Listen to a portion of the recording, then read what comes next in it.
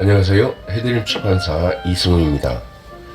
지난 일요일 안양천을 나갔다가 자라 3마리를 영상으로 잡았습니다. 안양천에는 징검다리가 곳곳에 있는데요. 징검다리를 건너다 보니 자라가 보였습니다. 이 영상은 스마트폰으로 약간 클로즈업해서 찍은 건데요. 영상을 찍다 보니 자라가 앉아있는 바위가 영락없이 도마뱀 형상이었습니다. 도마뱀 모습 보이시나요? 영상 뒷부분에서는 완전한 도마뱀이 드러납니다. 자라 한 마리가 종종 손도 흔들어 줍니다. 아니면 영상 찍지 말고 저리 가라며 팔을 휘휘 젓는 모습 같기도 합니다. 도마뱀 형성가와 그 위에서 일광욕을 즐기는 자라 모습이 묘한 신비감을 연출합니다. 어떤 전설 같은 이야기가 흘러나올 듯도 하고요. 아무리 오래 보고 있어도 실증이 안 났습니다. 저는 안양천을 참 좋아합니다. 깊은 밤이든 새벽이든 낮이든 나약해진 자신을 위해 수없이 걸었습니다. 요즘 안양천을 걷다 보면 다소 짜증이 날 때가 있습니다. 무분별한 체육시설 때문이죠. 무슨 골프장이다 뭐다 해서 여기저기 널따란 땅을 차지하고 있습니다.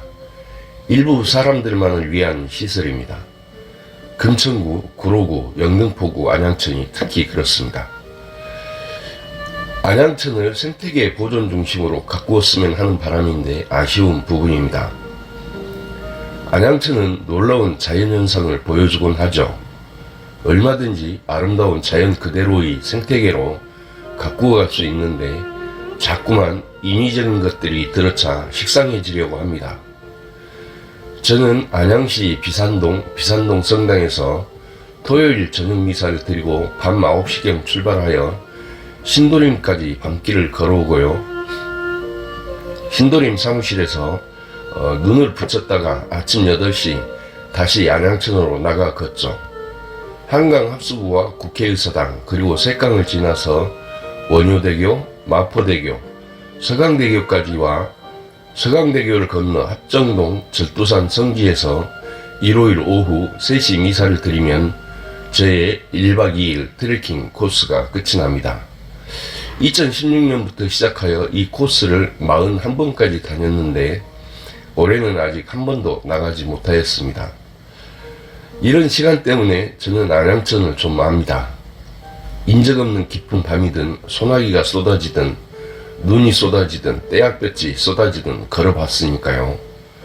안양천에 남다른 애정이 있죠. 많은 사람이 찾아와 걸어보고 싶도록 안양천을 좀 더 울창한 자연과 생태계 방향으로 가꾸면 좋을 것을요. 일부 사람들만을 위한 체육시설들이 자꾸 들어섭니다. 맨발로 걸어갈 수 있는 길도 만들고 무엇보다 스토리텔링이 설치된 길을 군데군데 만들어두면 아름다운 관광지가 될지도 모르죠. 스토리텔링이라는 말 많이 들어보셨죠? 스토리텔링은 단순히 이야기를 창작하는 데 그치는 게 아니고요. 그 스토리텔링을 현장의 시설로 입히고 사람들이 그 현장으로 찾아올 때 혹은 그 스토리텔링을 통해 대상이 구매로 이어질 때 완성된 스토리텔링이 됩니다. 여기서 구매로 이어진다는 의미는 물건이 아닌 관광지일 때는 관광객이 찾아온다는 것이죠. 스토리텔링은 일반 상품이나 관광상품 등에서 많이 활용됩니다. 우리 해드림 출판사에서는 주인석 작가의 스토리텔링 작법과 실무라는 책을 출간하였습니다. 주인석 작가는 우리나라에서 제일 가는 스토리텔러라고 할 수 있습니다. 전국 200여 곳 이상을 스토리텔링 하였죠. 울산의 강동 사랑길과 간절곶 소망길, 경주 간포 깍지길 등이 길을 스토리텔링한 대표적인 사례입니다. 물론 주인석 작가가 스토리텔링 하였습니다. 안양천을 끼고 있는 각 단체장들이 스토리텔링에 좀 관심을 가졌으면 좋겠습니다. 광명이나 양천구 쪽은 그런 데로 괜찮은데 금천구, 구로구, 영등포구, 안양천은 지나치게 체육시설이 많습니다. 사람들은 이야기가 있는 곳으로 몰려온다. 이것이 스토리텔링의 목적입니다. 돌멩이에도 스토리텔링을 입히면 상품이 됩니다. 똥물도 이야기를 만들면 팔 수 있습니다. 가난한 마을이 스토리텔링을 만나면 부자 마을이 됩니다. 사람들이 떠나 폐허가 된 마을이 장어마을로 탈바꿈하여 부자 마을이 된 곳도 있습니다. 모든 광고와 홍보는 이미 스토리텔링 방식입니다. 상품이 아닌 이야기를 파는 시대. 상품은 금세 소멸하지만 이야기는 영혼을 창조합니다. 사람들은 이야기가 있는 곳으로 몰려오니까요. 중고등학생, 대학생, 모든 직장인과 일반인은 스토리텔링 작법과 실무를 읽는 순간 스토리텔러로 거듭날 수 있습니다. 인생의 창조적 변화를 바라는 사람, 기업에 스토리텔링을 입히고 싶은 CEO, 관광지 개발을 원하는 지방자치단체, 빠른 승진을 원하는 공무원을 비롯한 직장인들의 필독서입니다. 스토리텔링은 곧 입사시험의 필수 과목도 될 것입니다. 스토리텔링이 안 통한 데는 없습니다. 사람들이 관심과 발길이 필요한 모든 곳, 자신의 삶, 자신의 꿈조차도 스토리텔링을 입히면 빛나는 변화와 창조를 볼 수 있습니다. 창의적인 공무원이 대한민국을 스토리텔링합니다. 대한민국이 스토리텔링이 되면 세계인은 대한민국이 아닌 이야기를 찾아 몰려옵니다.